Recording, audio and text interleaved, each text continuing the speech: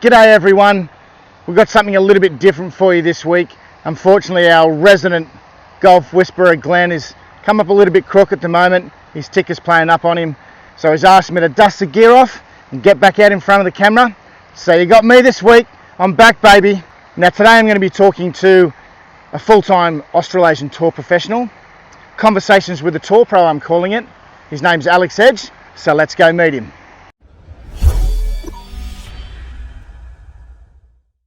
Alex.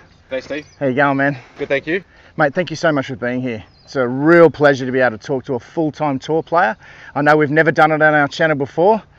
So why don't we grab the sticks, go play a few holes and have a chat. Why not? Beautiful day for it. Let's do it. So you're obviously sponsored by Ping. You want to talk a little about that equipment? Terrific gear. I've just got this shaft ready for my 3-wood, which has been awesome. Makes the ball flight hit the exact window I'd like it to hit, which is awesome because obviously a 3-wood is something that's important in the arsenal of a golf pro as a second option off the tee, and it's good to be able to hit it off the deck as well as off the tee and try and hit different shapes and stuff like that. So I found it nice because there's been a couple of my old 3-wood had a couple of birthdays, so this is kind of nice having some new gear. And you use Ping top to toe, or do you have anything different in your bag? No, I'm 14 club. Yeah, the whole deal. So the guys at Ping have been wonderful. I really appreciate them looking after me. Echo shoes? Echo shoes, yeah, American Golf Supplies. And what ball are you using? Pro V1X. The only ball in golf. Yeah. Anyway, let's get to it. Yeah.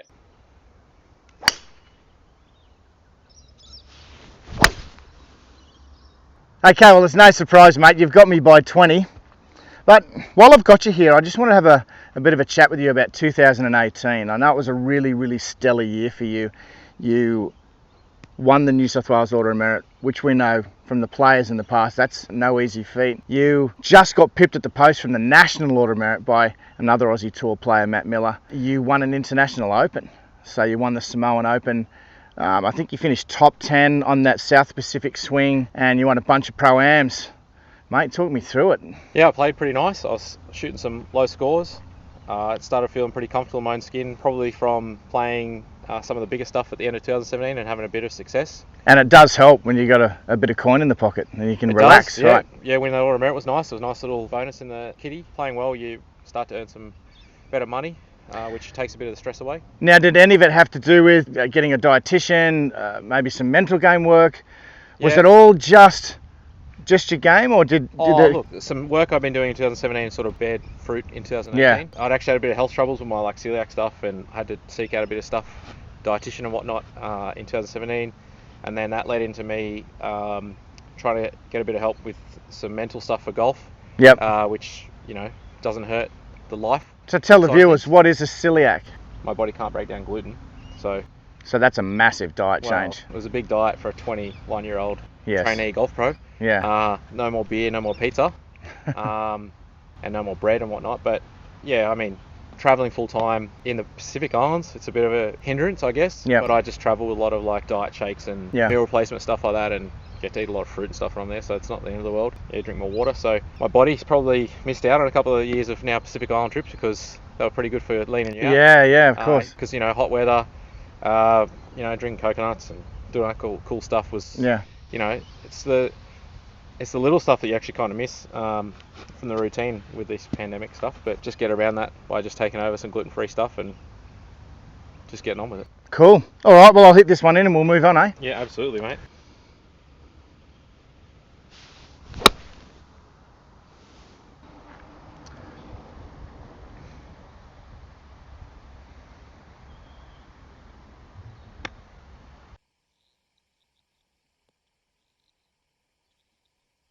Did want to ask you about the 2017 Australian Open. In the hardest conditions of the day and the wind in the afternoon, you shot low round of 5 under at the Australian Golf Club.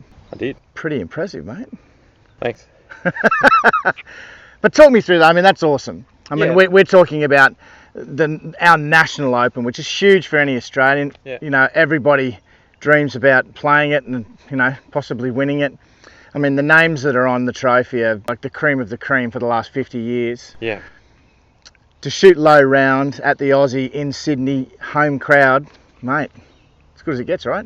It was my first Australian Open. It was a lot of fun. Yeah, like the year leads up to that, I hadn't been playing amazing. Like I'd just missed the cut at the New South Wales Open. But I was pretty excited about playing. You know, it's obviously a proper golf course. Yeah. A big deal tournament. You're rubbing shoulders with some bigger names and stuff, which is pretty cool. It's a legit golf course. So it's got to feel like home when you walk down on the practice fairway and you see the likes of, I mean, who was there? Talk us through it. Well, that first afternoon I was having a bit of pressure on one of my good mates, and you know, we're hitting balls just down from Jason Day. Spieth's there. Cameron Davis obviously won that one. Played really well that first day early in the morning. Just some big names in Australian golf. And did you just get in the flow? Did you get in the zone? Did you feel like everything was coming easily? Were you boxing lots of putts? Putted nicely. I wouldn't say I boxed like crazy putts or anything, but yeah, it was pretty cool.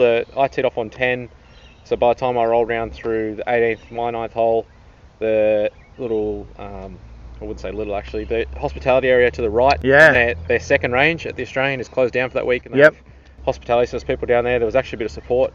And by that stage, they'd had a couple as well, so they're starting to get loud. Sounded like some of the supporters that were yelling out when I made a birdie on that hole, that they had been thirsty and they'd sort of been quenching that. Yeah. No, but it was awesome. Like, it's an awesome atmosphere. That whole place is, you know, it's special. It's almost purpose built for that sort of thing. It's you walk in from the clubhouse, you look down, and it's just got an atmosphere about it. It's just a nice big bowl, isn't it? Yeah, and so that was nice, and I just kept playing pretty well.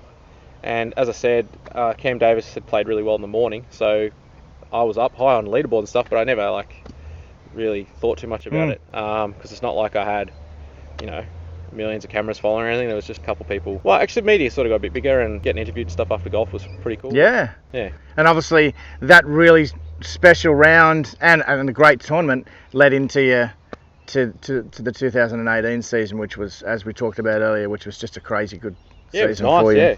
2020 was going to be better, but you know. Well, unfortunately, like a lot of people around the world, you know, you just come to a screaming halt like the rest of us have. Yeah. We're hopefully going to look forward to a really, really positive, solid 2022 season. Yeah. And everybody will be itching to play.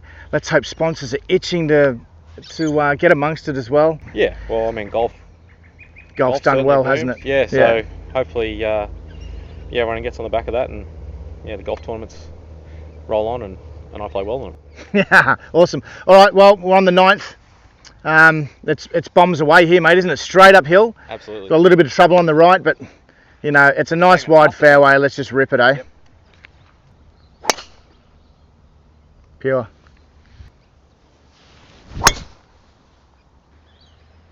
I'd really like to thank Castle Hill Country Club for allowing us to do this today, for them to give us permission to sort of mix in amongst the greenkeepers and get this done was really, really special. I'd also like to thank Titleist FootJoy, my sponsors, and on behalf of Alex, I'd like to thank Ping and American Golf Supplies who do a wonderful job helping and supplying him.